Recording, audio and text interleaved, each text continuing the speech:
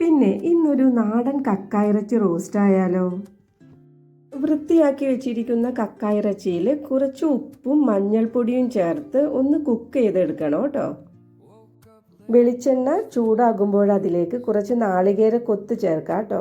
കുറച്ച് അധികമായാലും കുഴപ്പമില്ല, റോസ്റ്റിൽ അത് ഇടയ്ക്കിടയ്ക്ക് കടിക്കുമ്പോൾ നല്ല രുചിയായിരിക്കും കേട്ടോ. അതിലേക്ക് ചെറിയ ഉള്ളി കട്ട് ചെയ്തതും സവാള കട്ട് ചെയ്തതും കൂടെ ചേർത്ത് കൊടുക്കുക. അതൊന്ന് വഴറ്റിയെടുക്കുക.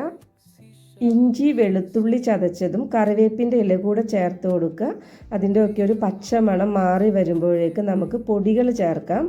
മുളക് പൊടി, കുരുമുളക് പൊടി, മഞ്ഞൾപ്പൊടി, മല്ലിപ്പൊടി, ഗരം മസാല, പെരിഞ്ജീരകപ്പൊടി എന്നിവയാണ് ചേർക്കുന്നത് കേട്ടോ.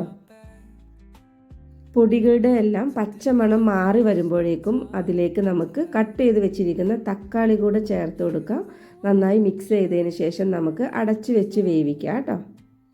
ഉയർന്ന അളവിൽ പോഷക ഗുണമുള്ള ഒരു ഷെൽഫിഷാണ് കേട്ടോ ഈ ഒരു കക്കായിറച്ചി.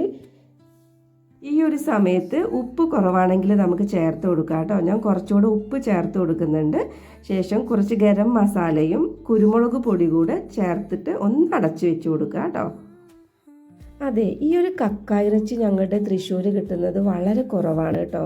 ഞങ്ങളിപ്പോൾ നിൽക്കുന്ന ആലപ്പുഴയിൽ ഇത് എവിടെ പോയാലും നമുക്ക് വാങ്ങിക്കാം കേട്ടോ.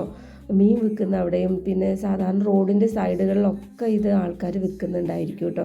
പിന്നെ വീടുകളിലൊക്കെ അവർ നമുക്ക് കൊണ്ടുതരും, അങ്ങനെയും നമുക്ക് വാങ്ങിക്കാം. ദേ നമ്മുടെ കക്കായിറച്ചി റോസ്റ്റ് റെഡി ആയിട്ടുണ്ട്. ഇതിലേക്ക് കുറച്ചുകൂടെ കുരുമുളക് പൊടിയും ഗരം മസാലയും കറിവേപ്പിൻ്റെ ഇലയും പച്ച വെളിച്ചെണ്ണ കൂടെ ഒഴിച്ചു കൊടുക്കുക കേട്ടോ.